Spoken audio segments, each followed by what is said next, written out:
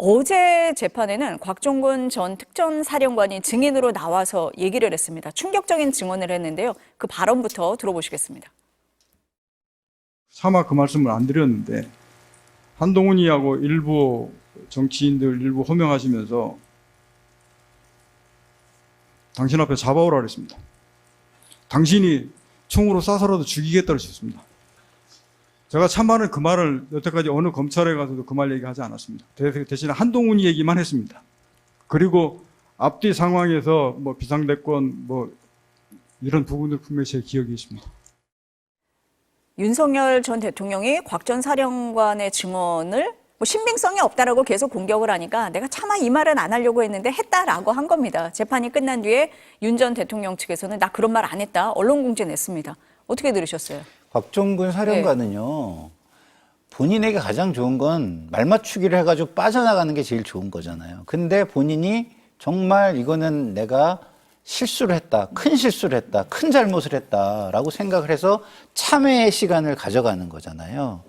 근데 그 참회의 시간을 가져가는 사람에게 범죄의 우두머리가 말 맞추기를 통해서 증거인멸을 하는 것을 강요하고 있는 상황이 지금 연출된 거예요. 그러니까 얼마나 어이가 없었겠어요. 나는 참여를 해가지고 이 정의를 바로잡는 시간을 통해가지고 자기가 조금이라도 반성하는 모습을 국민에게 보여주고 이러려고 하는데 앞에다 대고 뻔뻔하게 야, 이때 이런 거잖아 라고 증거인멸 말 맞추기 시도를 압박한다? 얼마나 황당했겠습니까? 그러니까 너무 어이가 없어가지고 저 얘기를 하게 된 거죠. 제가 볼 때는. 참 어이가 없어서 제가 한 말씀 드리는데요. 윤석열 피고인께서 이런 얘기도 하셨어요. 예? 이거는 약과예요, 지금. 그러지 마세요, 제발. 이 얘기를 하고 있는 거다라는 말씀을 저는 그렇게 해석합니다. 소장님 어떻게 들으셨어요? 곽종근 사령관은 저 얘기가 만약 거짓말이라면 거짓말을 통해서 얻을 이익이 없어요. 저 얘기를 하면은 뭐 형이 감형이 되거나 뭐 여러 가지 처벌을 피할 수가 있습니까? 근데 윤석열 피고인 같은 경우에는 안 했다라고 해야 여러 가지 혐의가 좀 더 씌워지는 거를 좀 면피할 수 있지 않나 그런 생각이 들고 참 저 증언 장면을 유심히 깊게 제가 어제 다 이렇게 한번 들어봤는데 두 가지 감정이 들더라고요. 참 제정신이냐라는 생각과 다행이다라는 생각이 두 가지가 한꺼번에 들었어요. 대통령이라는 자리는 참 언제나 냉정하고 맑은 정신 상태를 유지해야 되잖아요. 그래서 전임 대통령들 같은 경우엔 술을 먹어도 그냥 좀 입만 대든지 한 잔 먹든지 그러지 어떻게 국군의 날에 그 저녁 만찬 자리에 군 수뇌부 중요한 사람들 모아놓고 폭탄주를 10잔, 20잔 이렇게 먹습니까?